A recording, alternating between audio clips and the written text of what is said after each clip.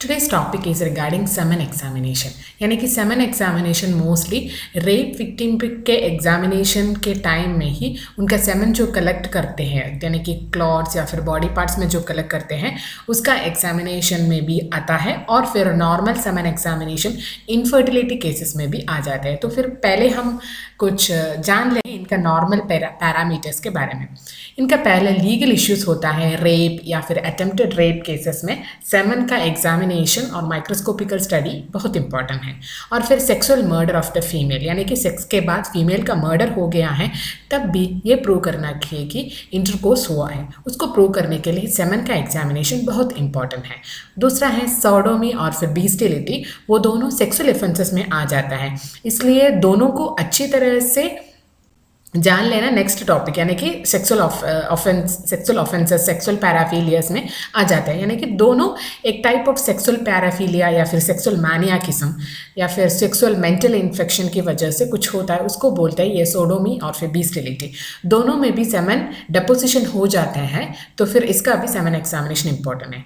या फिर fertility of semen, यानी कि सिविल केसेस में, डिस्प्यूटेड पैटर्निटी केसेस में, यानी कि किसका बाप है केस, यानी कि डिस्प्यूटेड पैटर्निटी केसेस में भी ये सेमन एग्जामिनेशन हेल्पफुल होगा, मोस्टली फॉर डीएनए एग्जामिनेशन। तो पहले हम इसका नॉर्मल कैरेक्टरिस्टिक जान सकते हैं।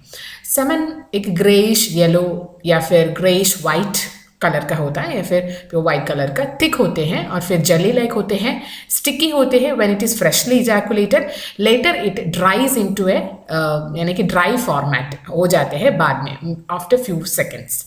और फिर इनका पर्टिकुलर कैरेक्टरिस्टिक ऑर्डर होता है, अबाउट 2 to 5 ml होते हैं एक सिंगल इजैकुलेशन में, और फिर इसमें करीब 60 to 150 मिलियन स्पर्म होते हैं एक सिंगल इजैकुलेशन में।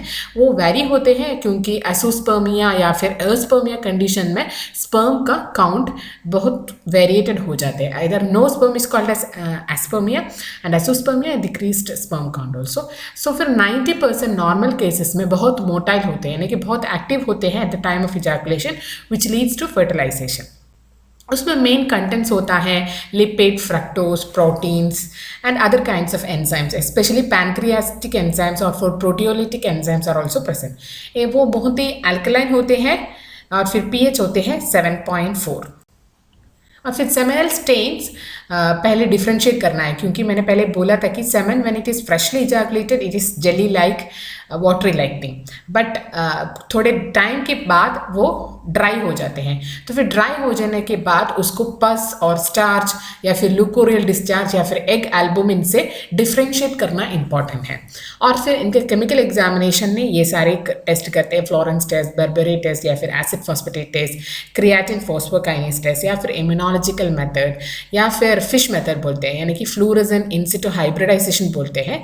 या इसमें सेंसिटिव और स्पेसिफिक टेस्ट होते हैं मेल एपिथेलियल सेल्स, यानी कि बहुत पुराना केसेस में वगैरह मेल एपिथेलियल सेल्स को ढूंढ के सेमन एग्जामिनेशन कर लेते हैं इसमें। और फिर दूसरा है कॉलिन और स्पर्मिन टेस्ट भी, माइक्रोस्कोपिक एग्जामिनेशन भी हो जाते हैं।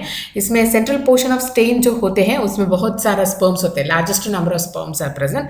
और फिर बाद में मोटिलिटी ऑफ स्पर्म्स एसेस करना, precipitant test, species identification, personal identification, उसमें डीएनए एनालिसिस भी आ जाते हैं।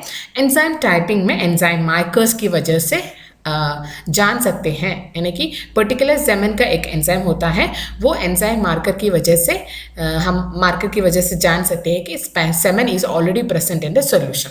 और फिर दूसरा है डीएनए एम्प्लीफिकेशन, उसमें PCR and Y chromosome short tandem markers भी बोलते हैं। उसमें डिफरेंट काइंड्स ऑफ सेमन्स, यानी कि अगर एनिमल सेमन भी होते हैं, मेल सेमन भी होते हैं, उससे ह्यूमन सेमन को डिफ्रेंशिएट करने के लिए ये टेस्ट हेल्पफुल हो जाए। और फिर ओल्ड स्टेन्स, करीब सेवरल ईयर्स तक हुआ स्टेन्स हो तो वो भी पॉजिटिव रिजल्ट इस सारी टेस्ट की वजह से दे देते हैं। अदर ओल्डर सेमन स्टेन हो तो इंटैक्ट स्पर्म्स आइडेंटिफाई करने के लिए थोड़ा दिक्कत हो जाता है। Otherwise all this test will be very active in such cases. Sperms of various animal होते हैं तो वो मॉर्फोलॉजी में डिफर हो जाते हैं, और फिर फ्यू हेड्स ऑफ स्पर्मेटोजोआ जो होते हैं डिकम्पोज्ड स्टेन में पाए जाते हैं। और फिर मोबिलिटी ऑफ स्पर्म, यानी कि उनका फास्टनेस जो होता है फीमेल जेनिटालिया में 1 मिनट में 1 to 4 mm तक ये पास कर लेते हैं, इसलिए mostly fertilization and all will be happening in very few यानी कि थोड़ा मिनट्स के बाद ही, because about 1 to 4 mm it transfers to the media.